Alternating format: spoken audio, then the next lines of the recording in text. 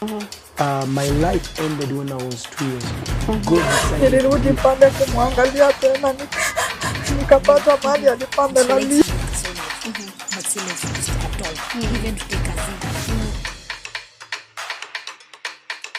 Helen Kibali Digital.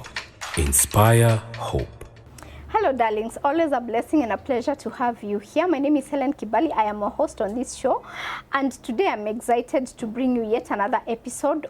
And I have an amazing guest on set. And before I introduce the guest to you, allow me to appreciate you for subscribing on this channel. And if you've not, this is one more reason why you should subscribe on this channel. Here we are about inspiration. We are all about inspiring hope in people and to inspire you to lead a very, very, very good, positive life.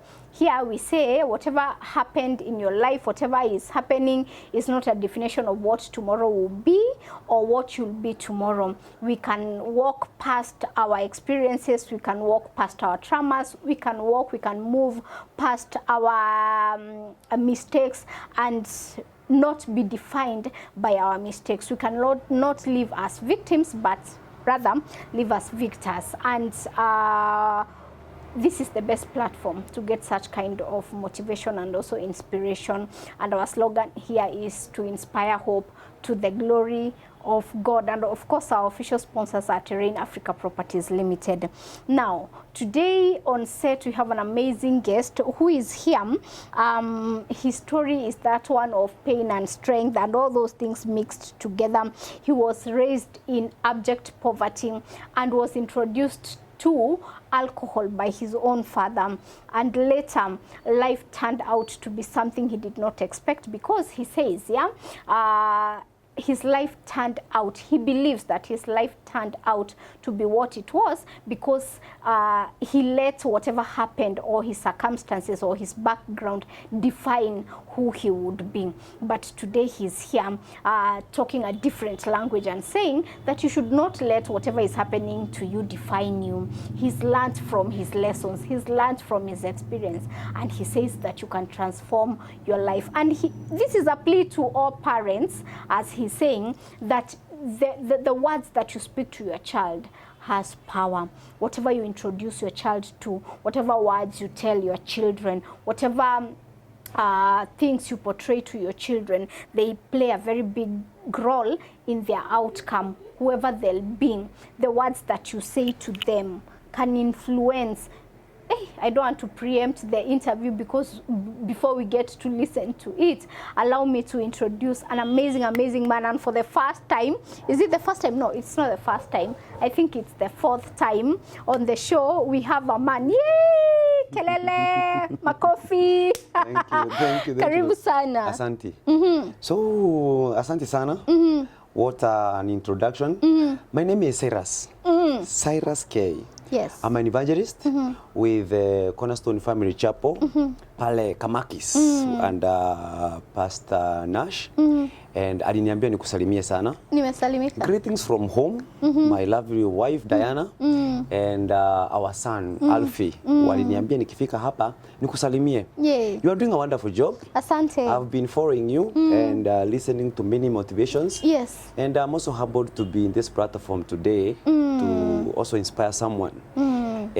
As you have noted, that whatever we talk about like today, it's what we have conquered. A testimony is tested many, that word becomes a testimony, and it becomes whatever the scars that we have is a tattoo of victory. A scar is a tattoo that you went through this, and so you carry it. It should not be a padlock to go locking doors your way, but you should appreciate it and let go of the past, learn from the mistakes and move on. So to start with me, I'm born from Kirinyaga, a village called Mongeda, and we are 8 of us. I happen to be the last born. And born of Murigo and Grace. Yeah. They are now late. My father died in 2017, and my mother passed on in 2020. May they rest in peace. And I'm not from a rich family, and we are not poor. We were just financially challenged. You know what we say, it's what we possess. Yeah. He was not poor. Poor is something that is very dangerous. So when I grew up, my father, I was being the last born. Whenever I got home earlier than the rest, my father used to give me pombe, ilikuwa inaitwa moratina. Alcohol. Yeah. So mimi nikiwa nursery school, every afternoon I was drunk. Na nilikuwa nakunywa na wazee. Sikuwa nakunywa na vipi walikalagu. Wait. Okay. Pull up selector. Yeah. Come back. Wait. At nursery school, you're 5 years old. Yeah, around 6. 5, Tulikuwa 6. tunaenda tukiwa, unajua lazima ungefanya hivi mpaka uguze pande hii. Yeah. So nilienda nikiwa around 6. And so nikiwa 6 years in the afternoon, I was always drunk. Na sina vipi wenzangu na wazee. My father akiwa sasa yeye ndiye alikuwa mhudumu, alikuwa anaongoza grass pale. Let me just give you a mokana before we continue. The audience on this platform, they get very agitated when we start in English and we switch to Swahili. So they love it in English. Yes. I'll try. Yeah. They write on the comment section, oh, why are you talking your local language? Because they're distributed from a lot, America. many countries. Yeah, okay. I would have used bad English. Anyway, they're distributed from across countries. Yeah. So some don't understand Swahili. So they love it when I speak it in English. Yes, yes. So I think I should also give them a disclaimer that Yes. I will really try. Try. I will try. Because most of the time I'm with the young people, the Gen Zs. Yes. So we are so much used to sharing and their language, but I will try the best I can. Okay. So you also bear with me if I don't use the vocabularies that you really want. So you just bear. I will try to be simple. So born of, as I said, being the last born, in the afternoon, I was always drunk because my father used to give me those Rika called Moratina. So it went on, and while I was around class 2, class 2 there, my father got born again. And he joined a certain church in my village, which I will not talk about it so much. And so initially we were Catholics. So when I went now to his church, they used to sing standing. Now in the Catholic, we were so vigorous in dancing for the Lord and everything. So I found it boring to go to a church where we are going to stand now singing national anthem. Then we start singing for the Lord. David danced. So remember, my father got tired of taking liquor at his 40s. He has just introduced the poor boy Cyrus. So if I have to get tired like him, I need to drink it for 40 years. So he wants what he has introduced to me for me to stop and start acting normal, which was almost impossible. Wait. So, take us very slow. We want to understand you in this way. Your first sip of alcohol, how was it? Did you love it? Did you hate it? Okay, I cannot say how I felt about it because it was like I didn't even know what my father is giving me. So maybe he would make a sweet for me. If it is a moratina, he would put a lot of sugar for me to feel that bitterness and sweetness like yogurt. Yeah. You know, yogurt is both sour and sweet. Yeah. So that's how my father made it for me. And then I got drunk. Did you get to know the reason why he would give you? He wanted me to sleep. You know, my mother is not at home. He is there looking for firewood. And then he is serving his customers. So if my father is cooking and serving customers, then here comes the baby Cyrus. So I will start interfering with his business. So what he want to give me a piriton. To drink and sleep until my elder brothers come home. So the reason why he was giving me was not really to make me drunk, but to make me sleep. He knew if I drink, I will sleep.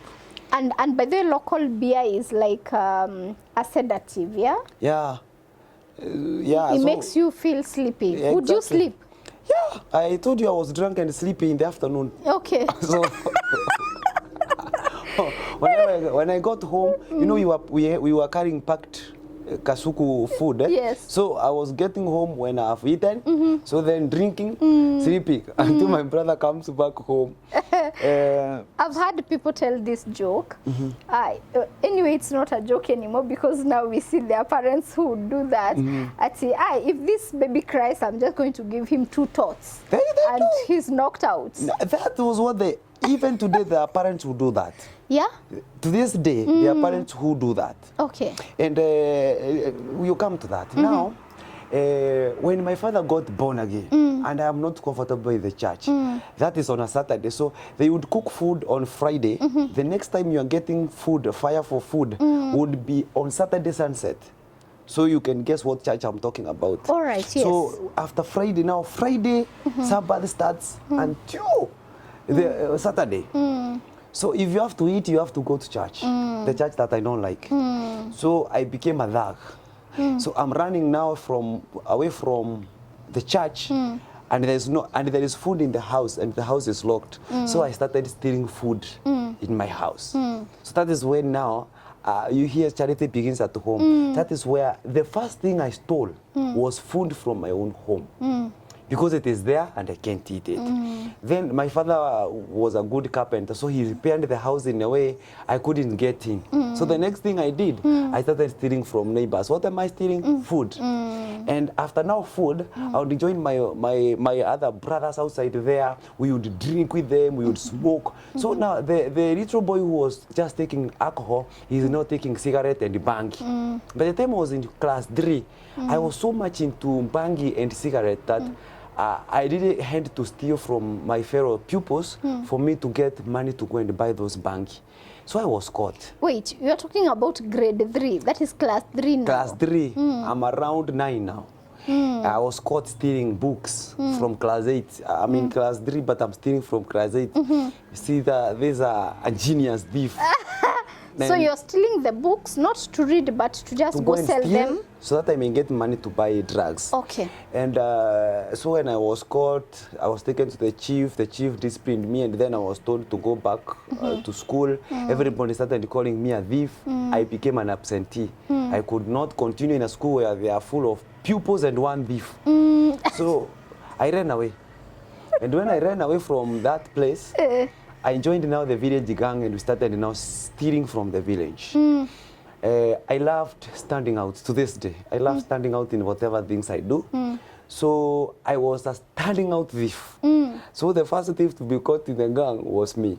And when I was caught, my mother had this slogan of calling me a dog every time. Dog, dog, dog, dog. In Kikuyu we call them ngui. And then in Kiswahili there is mumbwa. You know there's a difference between mumbwa na mbwa. Mbwa ni chihuahua. Mumbwa. Ukisikia mtu amekuita mumbwa, amekuita, he has called you that dog, the stray dog. But when you're called mumbwa, at least there is that care, the chihuahua. So my mother used to call me, from her voice, from the tonal variation, you would notice that one is the It's not the chihuahua. It's not the chihuahua dog. It is the motina. I'm so sorry, I'm laughing at your misery. I was avoiding it, but she has said it, motina. That's a dog you can only find in Africa, in the village. Wait, you're taking us too fast. I'm very sorry, by the way, that you had to go through that. No, yeah, I'm okay. And you're actually very funny, so we are not feeling sorry for you. Now, why would your mother call you a dog? Why would she abuse you like that? My mother was better. There are parents who right now call, as in, I'm sorry to say this, but homes, the homes that we are living in, it's full of animal kids. So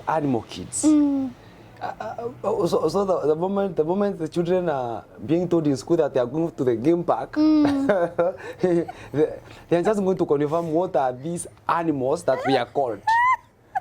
Because they are, the parents are here calling children monkeys. They don't call them good animals like lions. I've never had a parent calling a child lion. They call them these useless wild animals, monkeys. You know, wamovide are squirrels. So you are called these animals that are not in group 5. Group 5 is Group 5 has lion. Yeah.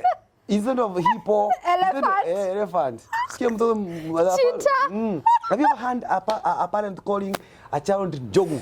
Jogu. They call you a cow, Yeah. ng'ombe. The thing that I'm a funda. Yani they call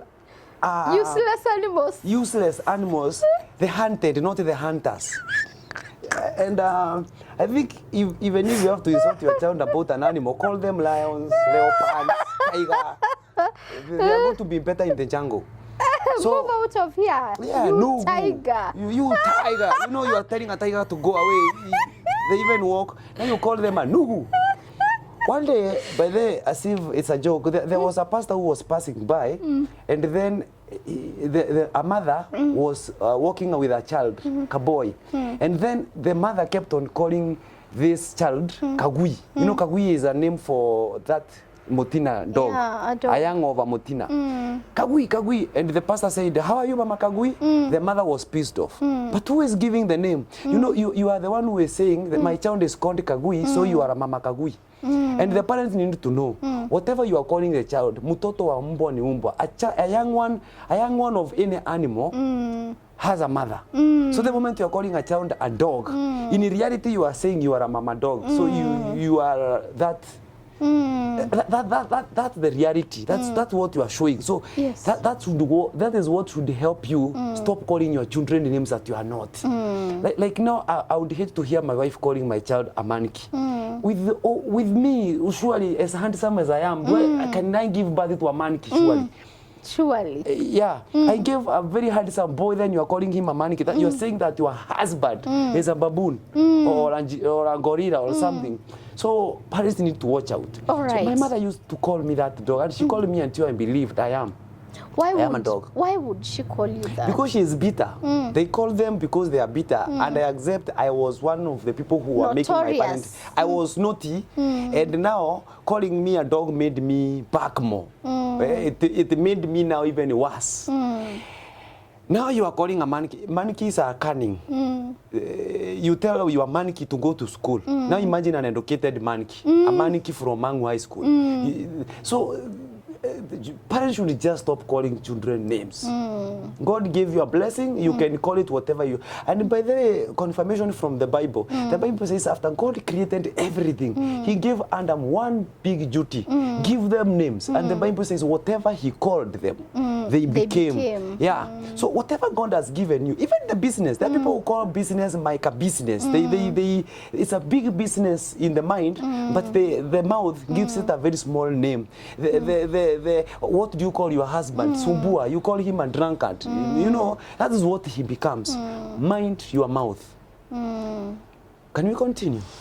Yes. Now you are in class. You are in class 3. I'm in class 3. You're taking both Bangi. Bangi is cannabis. Cannabis. And I'm taking alcohol. I'm taking cigarettes. Yeah. And now I'm a thief. You're and a not only thief. a thief, a caught thief. Now I was caught. But I was caught. My In mother the village? Yeah. And so they took petrol and poured it on me and tires, and then they put me now ready to burn me up. Wait. Take us through that incident that got you caught. I was stealing a shop. Were you many or you were just alone? I was alone stealing a shop, and I broke in. So when I was coming out, like I was caught. And they have been looking for robbers in the village because several shops have been robbed by us, but they didn't know who we are. So the moment they caught one, they were like, this is going to learn, it's going to be a lesson to the rest. So when my mother was called, she called me a dog.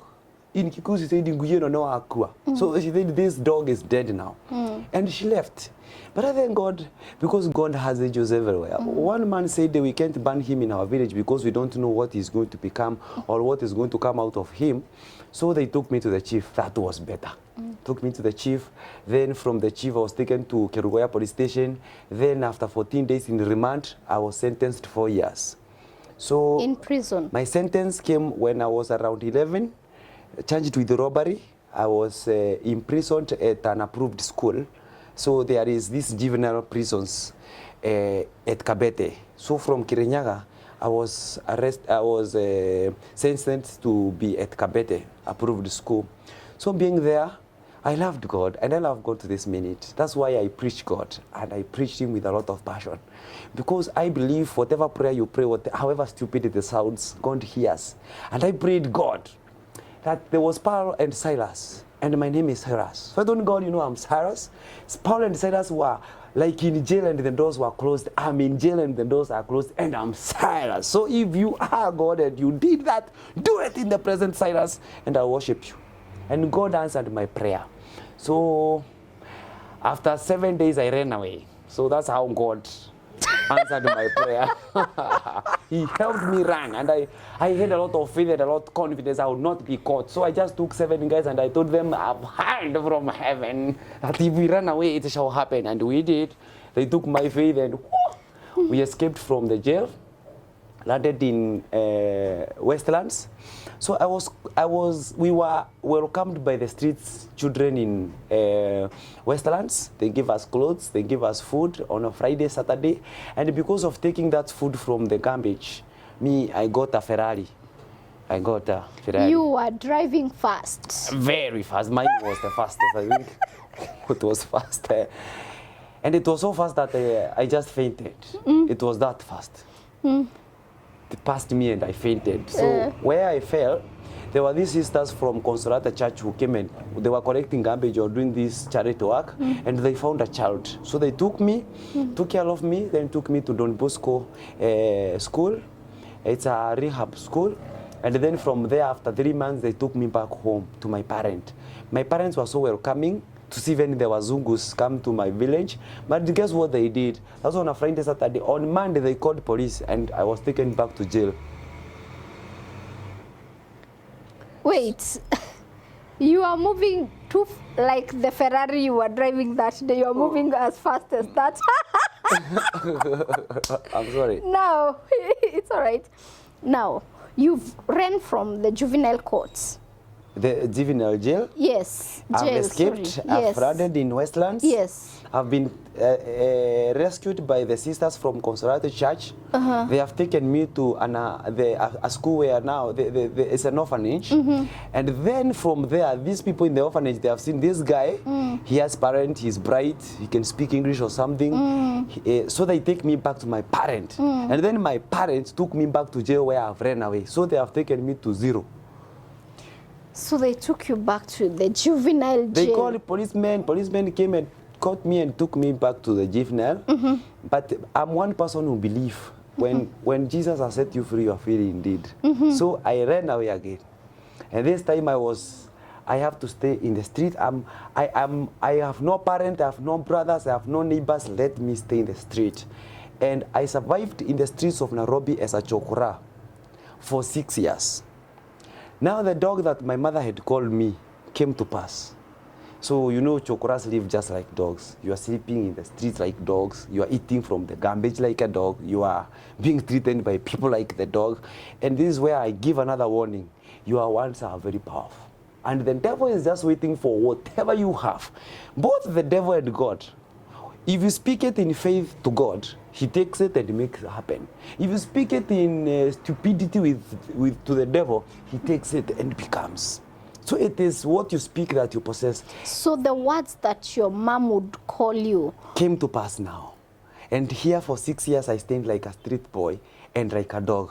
And let me tell you, people treated me like I've been treated like that one dog. And I love dogs. Today, in fact, I am one person who keeps dogs and sells them. If you want a chihuahua, I sell chihuahuas. And very disciplined metinas. I discipline them. I am thinking of having a rescue for dogs. Because I feel how dogs feel. Because my mother called me one and made me understand how it is to be treated like a dog. And you're saying that you've been treated as a dog in the streets? I've been beaten because I'm looking for food in the wrong place. I've been given that, and that's what dogs do. I don't want to talk about it, but I don't want to get emotional. But from there, we formed a gang in the street. We had to survive, selling drugs. Now, let me tell you, have you ever met a chokora who is carrying a big gunia? a gunia. I was one of them. And we were used by millionaires to transport drugs, cocaine and other drugs. Very expensive drugs. In fact, drugs that were worth millions. And in guns. Put in that garbage, police cannot suspect it. And the worst thing was that they were forcing us to take the drugs before we transport them. So, you know, like you take cocaine today, it starts messing your mind. And there was a point you not access it. So they were giving these drugs to us so that they may destroy our brains. They use us for like 3 months. Then you lose your brain, you can't even remember you have gone mad. Then they take another one, they recruit, they destroy. That's what they used to do. And thank God, 2 of my friends were shot and killed. Now, after the transport of drugs, we used to go to Nairobi and we would organize small crimes like stealing, snatching from people. Sometimes we would get those side mirrors and sell them out to the garages. And when 2 guys, they stole from a woman up near the Kemali Street, and they were shot and killed. But the people knew that we were 3, so they started looking for me. I had to leave the CBD and went to Westlands. So when I got to Westlands, I decided to do one big robbery and leave the street.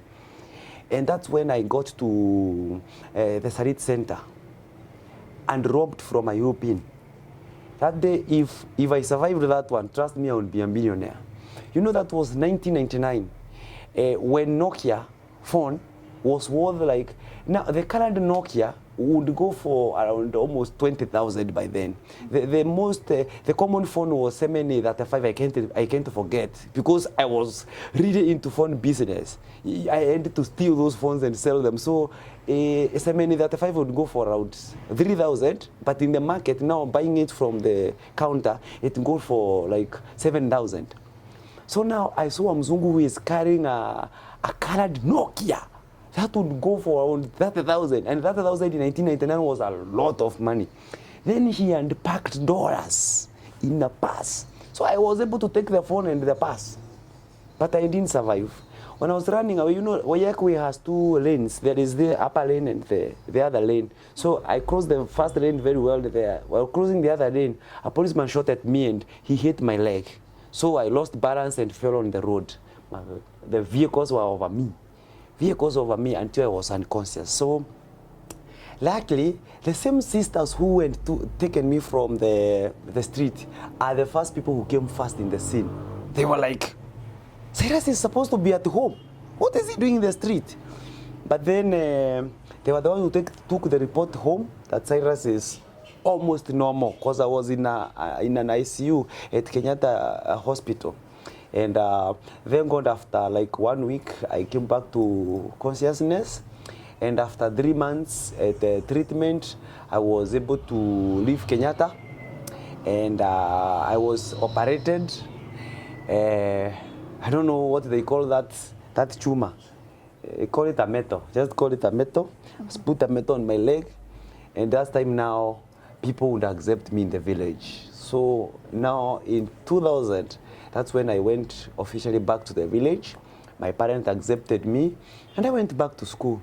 I went to class 5. I wouldn't have gone to class 3. I was so old. You know, I was like 7 years older than class 3s. They would have called me the uncle. So I went to class 5. Then the second term, the drugs called me back to the street. I went back to the streets of Nairobi. Luckily, this time I went to Kenya National Theatre and I met these actors. There was a time the Nation TV aired a program called In True Colors. So I met Makoha, who introduced me to the group, and I was lucky to be one of the comedians by then. So I worked along Churchill, Shamba, Mdomobage, Kajairo, and these guys are this late Isa, and they told me, at your age, Cyrus, if you are doing this at your age, if you're able to advance your classes, there is hope for you. So I went back to school, but now in a hurry. I want to finish school and go to Nairobi. So I went to, I cheated the teacher that I was studying in Nairobi. And at my age, he could see by then this guy should be in secondary school, so he took me to class 8. So class 8, I took index 1. And in that year, when we did our KCPE, we are the first lot to do over 500. I scored 391 out of 500. And I've not gone through class 7 and 6. So I scored. You know, in primary school, it was a matter of looking And and guesswork. reasoning. Wait, could Kimathi be the one? No. I was very good in guesswork. Ticking and ticking. Then the next thing that you needed creativity was composition. If the teacher gives me a composition about robbery, I was writing out of experience. So I was writing. I would write a story until the teacher was like, wow. when the other age mates are creating stories from TVs. And holiday homework. Yeah. I was writing my biography. So that one was. But it is one of the things that made me score a pure A in English and Kiswahili, because now my composition and issues were just turning out. Now the teacher would give me the vocabularies to sweeten my Biography. writing. Now after taking those ones, I would not put the real experience, and the teacher would be like, this guy is so experienced just in class 8 and he's writing more than me. And I've been teaching for the last 35 years. I can't create this kind of a story. So it was so interesting that after now scoring my classes, I went to Thika High School. And I started performing very well. By the time I got in Thika High School, I became very popular because I'm older than the Form 4s. I should be in Form 4. Now in Form 1, I'm doing things more than Form 4s. So I became very popular, and I was able to be enrolled to the school drama club. I even started broadcasting news within the school. And I had courage. I had seen so many things than my peers. And in Form 2, you know, when you take a bangi, it has two effects. You either see things before others or after others. I used to see things after others. So while in Form 2, our teacher. I hoped it would be the other way. I used to see things before after. So our teacher came and shared a joke on a Tuesday. Everybody was laughing, and I was like, wow, what are they laughing? The following week, the teacher came without a joke, and I remembered the last week's jokes. And I laughed. I fell into laughter until I was expelled from school. So the teacher, I laughed until the principal had a problem with my laughter. So when they went to examine me, they got drugs positive. And that's how I lost from Thika High School. And from there, I studied in 8 schools. Some I was just registered and told no. So the 9th school, I got lucky, and a principal called Mr. Kebore, I still salute him to this day. He gave me a chance. He told me, Cyrus, I have heard so many stories about you. I've told you can rape, you can steal, you can burn a school. So if you feel like raping or like burning the school, come for paraffin. And if you feel like raping, I will give you my office. So if a teacher tells you like that, you cannot rape, you cannot even burn. And we became very good friends. He mentored me very closely from Form 2, and he was able to enable me to complete my Form 4 at Kiamuruga Secondary School. And now from there, after completing my school, now I went to what I loved most, acting. I joined Kenya National Theatre. By then, there was this book called Enemy of the People. I was given the main character and Dr. Stocksman. Then from there, I acted so many books. Now, while acting to these young people, I would see them like, when they are given lunch, they would put a liquor in those drinks, and they thought they are cheating the teacher, but they are cheating themselves. This is the time I saw these innocent kids are behaving like me, and if they continue like that, they are going to be another Cyrus. So I decided to go open to them. I started from their Kenya National Theatre, talking to them. Before we act, I would give them a talk, warning them not to walk my way. I didn't know that from there, I would be now who I am today. Not only a motivational speaker or a counselor. So I started a group called Golden Mind Speakers Bureau to tell the young people that your mind is golden, but you can miss the gold if you continue now taking liquor or misusing yourself. And so I've been now talking to these people for the last 10 years. And now Golden Mind Speaker grew up to be a farm, which now we even have a rehabilitation center at Rewritten, where we help these young people who are in drugs to come out of it. And despite that, I've had so many seminars in schools, in interviews, in TVs. My story was covered by the Nation newspaper. I've been, like now even this time, this holiday, we have a talk with the young people. And more to that, this August, I'm launching my book called Broken, but Not Destroyed. That you can be broken, but as long as you're not destroyed, the life still continues. Today I limp. My leg has, it was deformed. So whenever I walk, I'm dancing while walking, my leg is deformed. And I find everybody asking, how is this guy walking? And I also wonder, how are they walking? Because everybody has their walking style. And I say, I'm limping in my leg. I have a broken leg, but it's not a broken heart. So everybody is broken somewhere.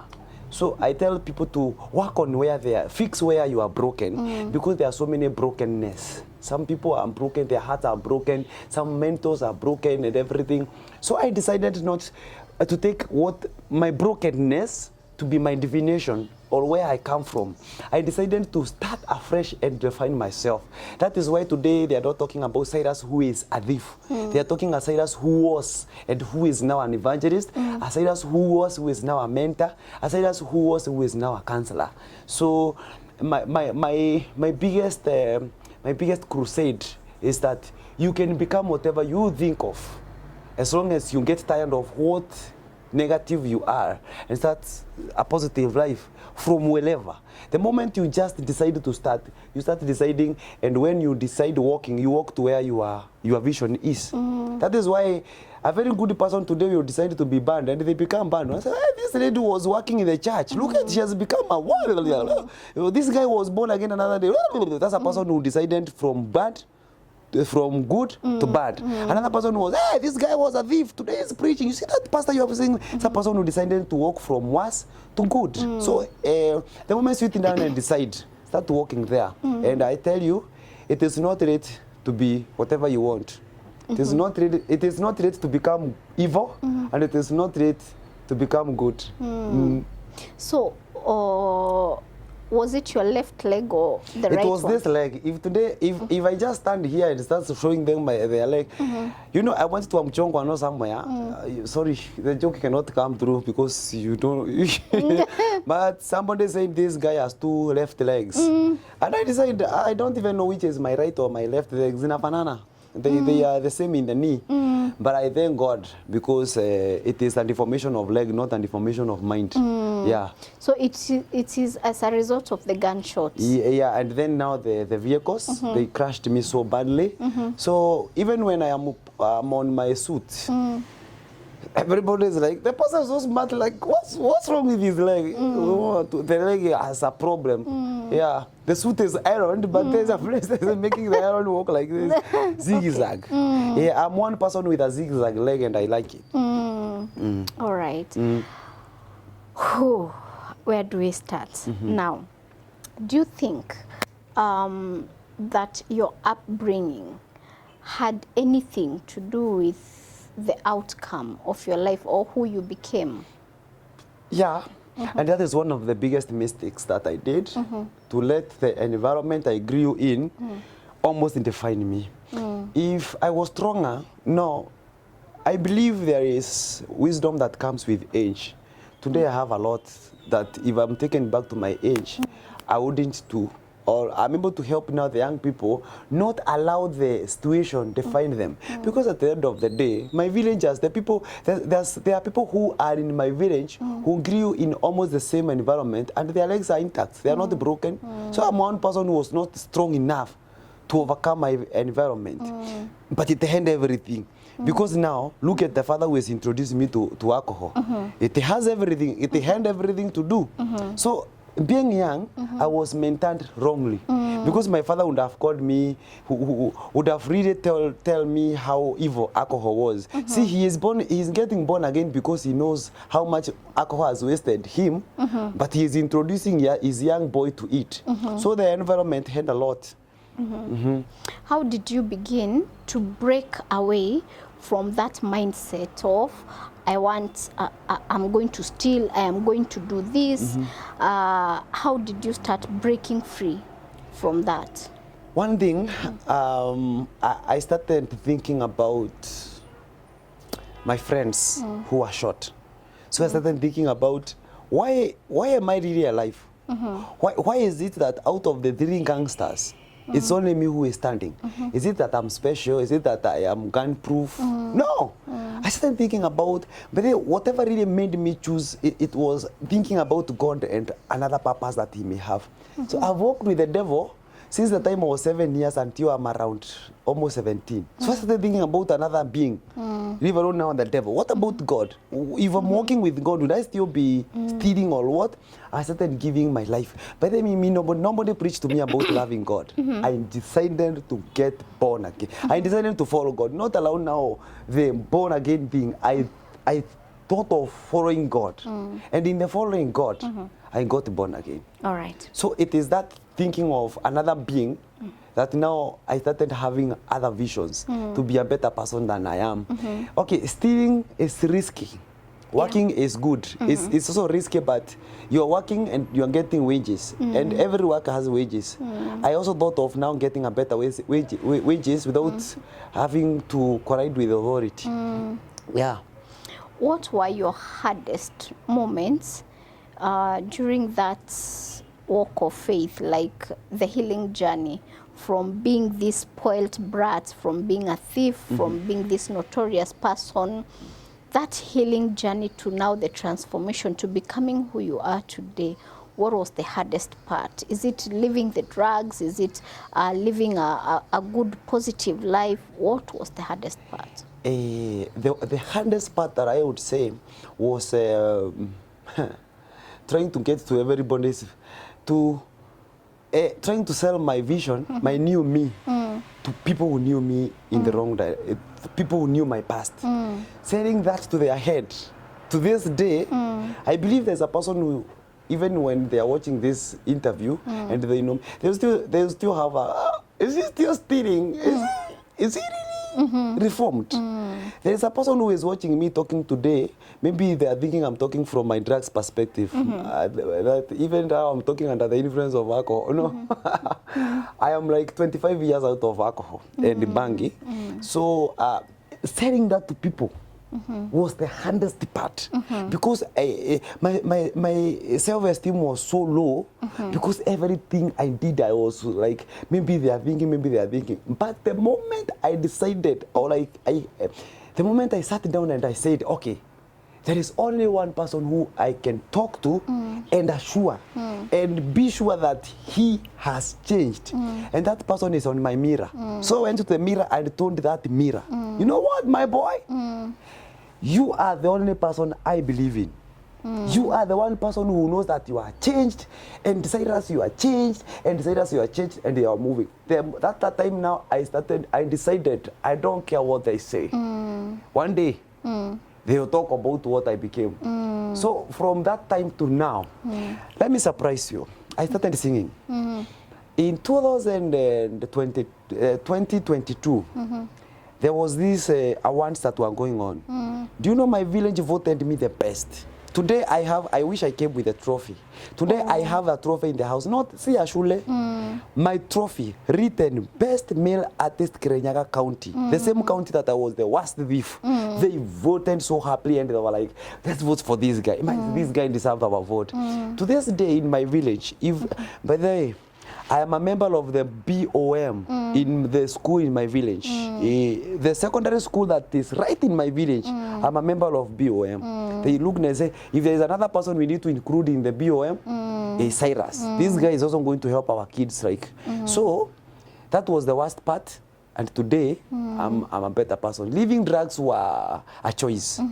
But now, showing, do you know people, when people leave drugs, some of them are taken back to the drugs by even their parent. You tell them, hey, I was with the Kamau and the Kamau received Christ and he said you're not to take drugs again. And the mother says, who? You wait. He has done that severally. So the blocker has been the mother. So now locking, I don't care who is saying I will go back. I have decided to move out. That was the worst, that was the most the challenging part. And I thank God I overcame it because I said to myself, and today they read who I decided to be.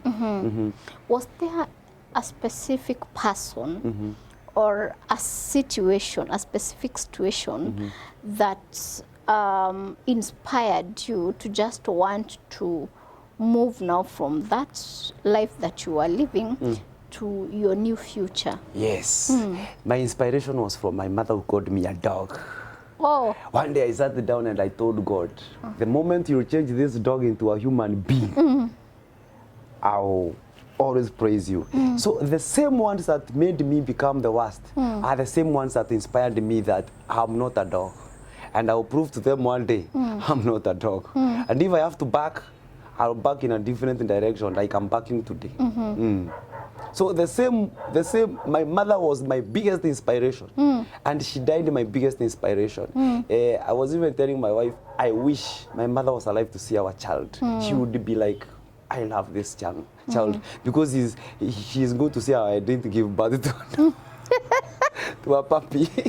So her words, the ones that were meant to curse you and to put you in that pit. They cursed me in the first place. Yes. But then they became the inspiration. Your motivation to just want to become a different person. And so you're surprised, by the time my parents were dying, I was their best child. Yeah, my mother was like, touch my boy, and you see it. So she died calling me a boy. Okay, what advice would you give someone who is feeling trapped in their situation, or trapped in the words that were said about them, trapped in their upbringing? They've still not been able to overcome everything that they went through. My advice will be that, my friend, you are in a web and the spider is coming to eat you. So the more you shake, the more you tie yourself up. Yes. And have you gotten me that far? And I hope he has gotten me. He has gotten the imagery. Even if you hear I was a street boy, I studied. All right. So far you are a bright street boy. So far I think the English people you can attest. You can attest that I've tried. Sorry. Yeah. We are sorry. You can attest that I've tried. So let me tell you, whatever you are, the cast, whatever, they are like a web. The more you shake, the more the spider is happy because it will not struggle to eat you. You are in a web. The more you drink, already now you are stressed. You add more drugs. The devil is happy now. You are dying as you stay. So you get tired and your death is going to be very slow. So what you do, relax. All right. Breathe in, breathe out. You are messed already, thank you. But there is another way, there is another better you that you can live. So my advice is, sit down, have a meeting with yourself. Don't think about your situation very much. Think about who you can become without that situation. If minus that situation, who are you? Yeah. Minus the heartbreak from my ex, who am I? She's wherever she is. And you are busy thinking about your ex. And she is busy thinking about where she has moved on into and calling you garbage. So you are thinking about an important person in your life who calls you garbage. Call yourself better. Call yourself for a meeting and say, I've been left, I've been insulted, I've been called, I've fallen down, but you know what I'm going to do? This is experience. Now I'll start from experience. And they might look for the person. They might be looking now for me when I'm very far much gone. Of course, in your daily life or in your daily routines, even if not every day, you meet people, you meet situations, you meet things that remind you of your past. There are even people, as you said, that whenever you meet, remind you of where you've come from, because probably they associate you with whatever you are doing, they associate you with the person you are. How do you stay grounded? What do you tell yourself to just remain grounded and remain positive the way you are? Leave alone that. When I was getting married, my wife was asked, and do you know, I said, I told you who he was. Okay. Yeah, she came and told me, somebody from your village has asked me whether I know you really, or I'm just getting married to you. So as you are saying, and people will always look back to wherever you have come from. I've always gotten situations that reminds me of my past and everything. People will remind me. But the good thing is I'm so much past that. So, sometimes when I hear it, I hear like a fly has just passed and gone. Because they are talking about my past and they are still wondering what I'm doing today. Because they are seeing me succeed. So, as I will insist, I'm past my past. So a situation that can only remind me of my past only makes me better. I love them when they keep on popping because they keep on reminding me where I'm going. They don't remind me of where I've come from. They keep on telling me, and you remember you are still moving or you come back to this. So they have my past is my biggest motivation. That I wouldn't want my children to have that kind of a past. I wouldn't want my wife to live a life like that. I wouldn't want to go my business to be like that. Yeah, it is just my motivation. Yeah, my past is nothing than my motivation, and that's okay, and that's final. If your mother was here, or a parent who is like your mother is watching you right now, what would you say to her?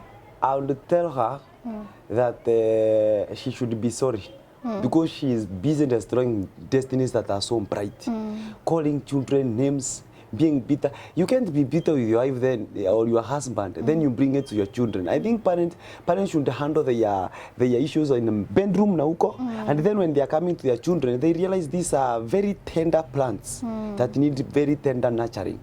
Yeah, so don't curse your child because you are cursed. And let me tell you something, Helen. And I want it on the comment section.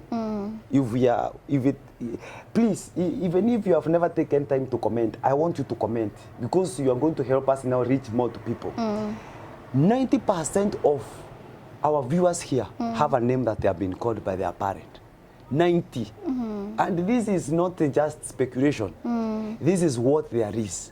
That my mother called me out of a very simple mistake. You know, even the simple things that when you see your kid, you just leave them and you have to call them stupid. You know, stupid. No, and specifically Kikuyus are terrible at that. No, kanugu. You know, kelimo. Those small ones.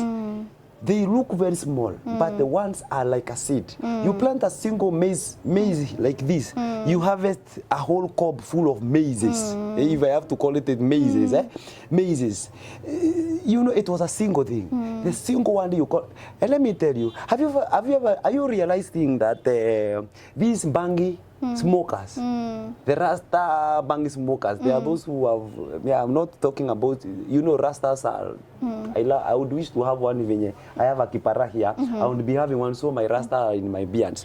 But what I'm saying, have you heard these bangi smokers who are always taking bangi and so on that they have very beautiful wives, very beautiful chicks, they walk, you wonder, what is this beautiful lady seeing this? Do you know what? The mother was busy calling them, and then the Rasta man calls him Bay. What would you go for? He might be very dirty, calling you Bay. That's what you go for. You looking for this. So parents are also messing their children outside there. That's why you see some beautiful ladies are friends to the clubs, where they are dancing and being called Bays and being appreciated, which you can do in the house. You can appreciate your child for who they are. And sorry, this is a topic for another day. Parents nowadays I was dealing with one who was telling the child, there's nothing I've not bought in this house. But the child wants you as a mentor. The Bible says, teach your child, not buy a TV for your child to be taught. Because what they are taught, they are learning so foreign things. In the phone, they are learning all pornographic and stuff, other things on TikTok. TikTok, they are just learning how to post their backs, their behinds. I was even asking some young people in a seminar, now that our young ladies are just posting their behind, what if we replace their behind with their brain? How many likes will they get? So these are the things that the parents need to sit down. And on the context of parents who insult their children or even say words that come to show or manifest in the lives of the children later. I know of specific people who are very close to me. One lady, the mother called her a prostitute while she was a very young girl. Ehera haha mumarayo yo. Ondoka hapa we malaya. Evil, like that. And then another one, the aunt, she had run away from home because the stepmother was mistreating her. She ran to her aunt's home, and the aunt said, umeleta umalaya huku, you understand? So now seeing the lady grow up and now getting to find men who accommodate her, who appreciate her, she falls prey. Later, these words come to manifest, not because she's a malaya, not because she prostituted us, the people insinuated, but because she sought refuge, she sought peace where she was not supposed to seek those things. She would have gotten at home, but there was no peace at home. Most of the people that you see out here in clubs, ladies in clubs from Friday to Sunday, some of them are drunk, some of them are alcoholics, some of them are addicted into cocaine and whatever they are calling it. I don't want to call those names. Some of them move from one man to the other. There's a void. There's something they are missing. And there's a voice back in There's a voice that said something about whatever they are going to. So I think parents should also watch out on what they say, the names they call their children, and also make time to reassure your daughters, your sons, to make them understand that they are loved, they are appreciated. So that even when they go out there, they're able to spot someone who is genuine and that one who is not. And I would also ask from the ones that are watching us, is there a name you were called? Were there words that were spoken about you that you feel until today, hey, these words have affected me in this way or in one way or the other? I would want to know on the comment section. No judging. This platform is not about judging you. We're embracing you and also telling you that you're not alone and we can walk this journey together. And how do you cancel that? I went back to my mother and told her, there was a time I was very bitter with you, there was a time you were very bitter with me, and somewhere, Mom, you called me a dog, and I'm feeling this thing is affecting me. My mother was crying when she was laying hands on me and telling me, I'm bless you, my son, and my life changed. So the breaking of the curse can also be now the parent going back and telling, saying the same to the young people, their children, and the moment you call a child a prostitute, you are calling her a woman of many men. She might not be a prostitute at Koinange, but she might be in the house prostituting, sleeping with so many men, as you have said, seeking refuge here, but there is a voice that is saying, it's not only this one. Remember, there's another one for you, there's another one for you, there's another one for you. So parents need to watch out, as you have said. And we just wish them all the best, even in the parenting, and to them that they feel that they are being haunted by the ones from their parent. There is also the Bible that says, let the curse say, I'm blessed. So there is also that now, you yourself, proclaiming yourself as a blessed person, and also now, stop thinking very much about your past, and start embracing now, and God, please, out of this crag. You know, the Bible says that Jabez was called pain, and Jabez said, from the pain, bless me. And that's what God did. So God is beyond the curse of the parent. God is beyond everything that has come your way. And nothing comes in your way that that God has not seen that it's purpose to lift you up, not to finish your life. And finally, the Bible says that when when Esau was, when his inheritance went away, as in when he messed up himself, and the father came and told him, there is nothing for you. And he said, Father, do you even have one more blessing? He said, there is no blessings for you. But if the moment you get tired, you will take the yoke. So when you get tired, you are the one to get the same yoke. He was not promised you get a blessing, but he was told, the situation has yoked you. So the moment you get tired, you will get, it is one thing to live with a yoke, It's another one to live without the break yoke. free, yeah. So you get tired of drinking and partying and messing up your life.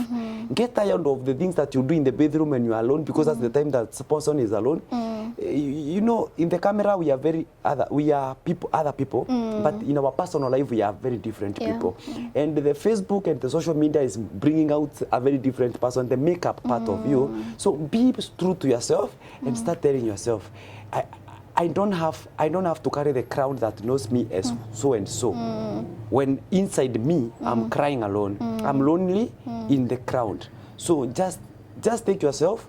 Be ready to let go. Be ready to be criticized. I preach very much about dying. There is power in death. It is when you die in one level that you resurrect in another level. Yeah. Wow. My last question to you.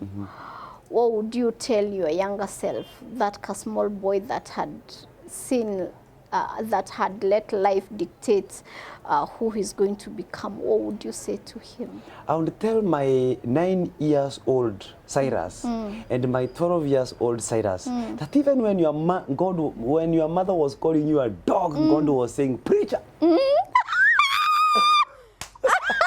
I love you.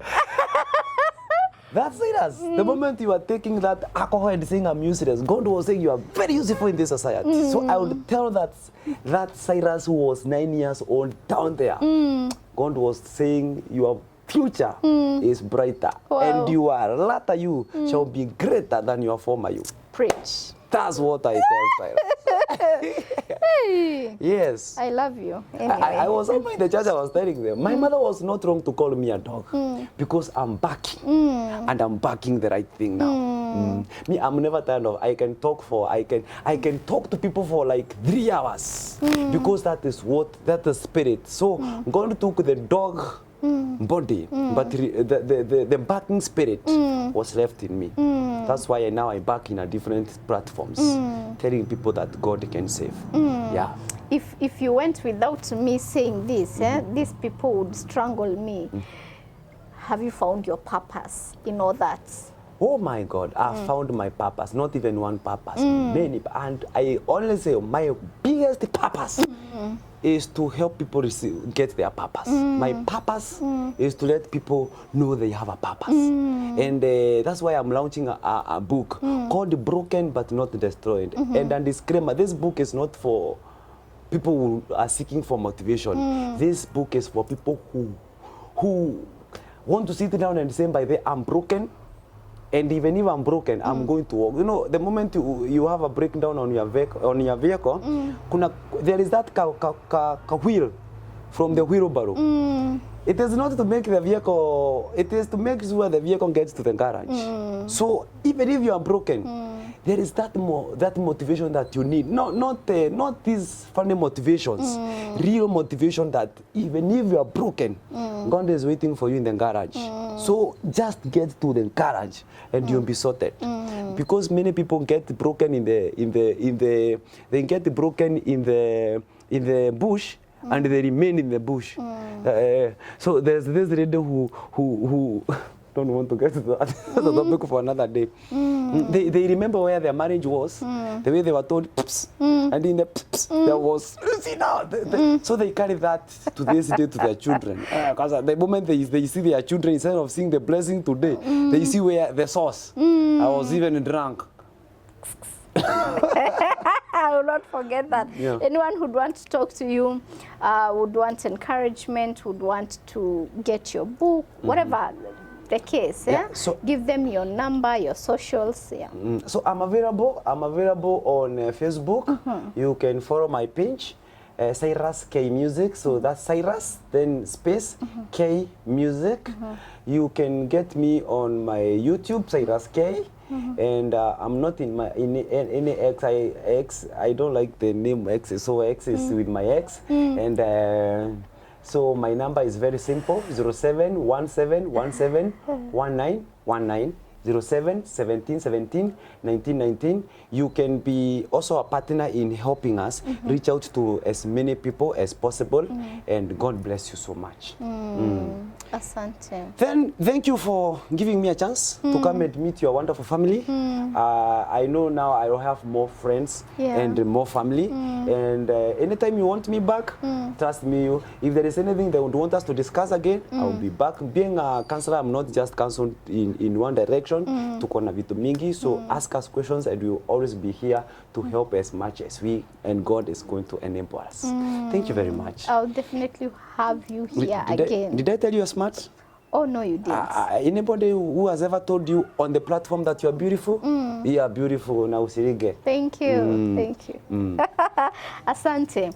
Always a pleasure. Asante sana. Thank you so much. I don't want to add more, but this would be my parting shot that as a parent, as a mother, I would want the best for my kids. And sometimes I know there are frustrations that push us to the limit, and sometimes we find ourselves, because I've ever found myself there, where I am shouting at my child, or I am giving them a very good anyway, out of I've disciplined them. Yes, they are wrong, but I've mixed that wrong thing they've done with the emotions that I'm carrying or the frustrations that I'm carrying. As parents, may God help us and give us the wisdom to bring these children up. I am reminded of one time that I disciplined my child because he had done something wrong.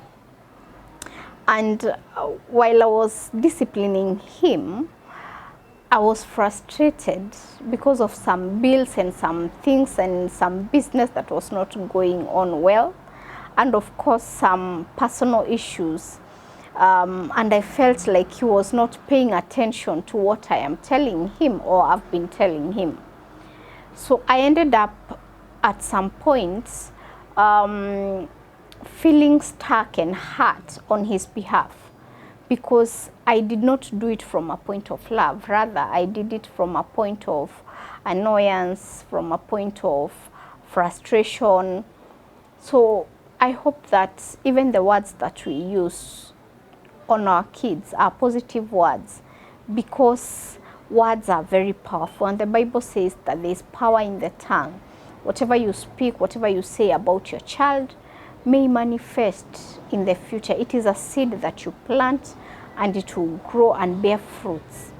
And I pray to God that He gives us the grace to bring them in the right way. Now, this would be my closing remarks. And I would want this story to be a reminder that our past does not have to define our future, and that even the deepest pain can be the soil where purpose grows. For anyone listening or who is feeling stuck or broken or defeated, let this be your encouragement. You are not a prisoner of your circumstances.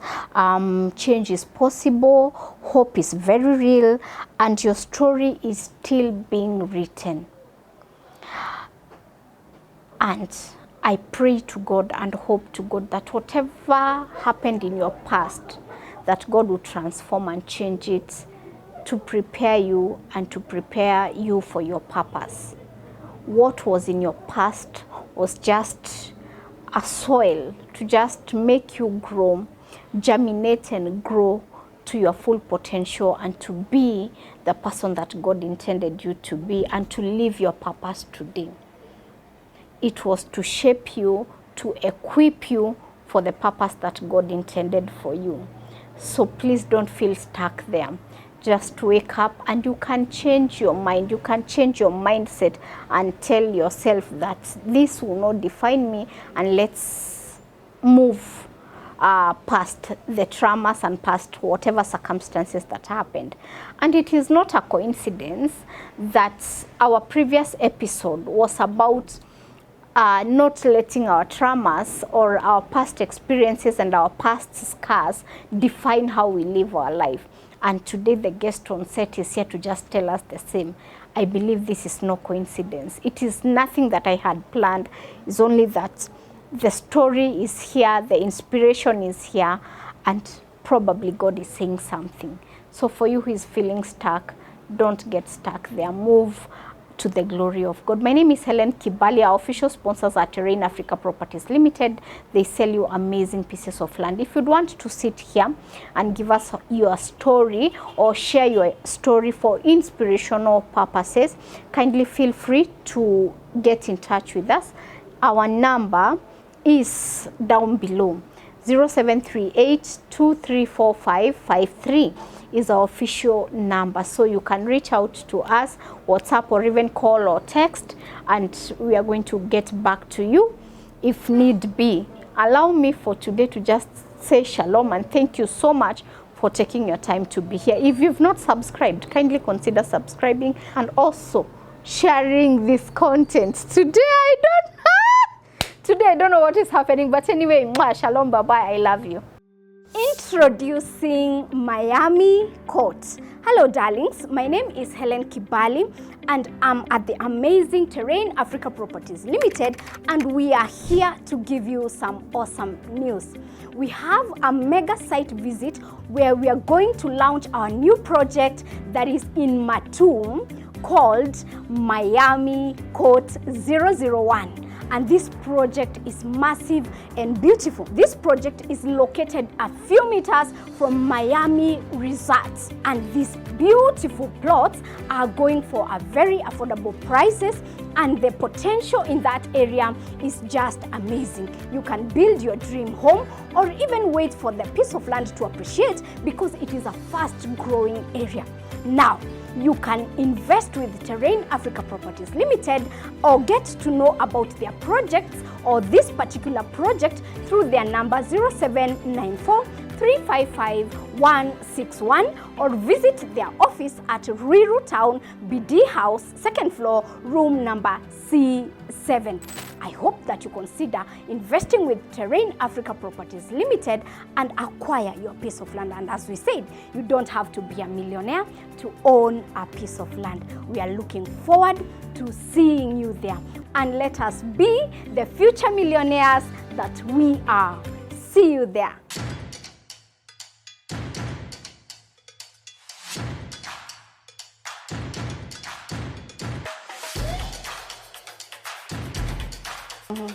My life ended when I was 2 years old. God decided. Nilirudi pale kumwangalia tena nikapata mahali alipanda na But still not used at all. Even to take a seat. Helen Kibali Digital. Inspire hope.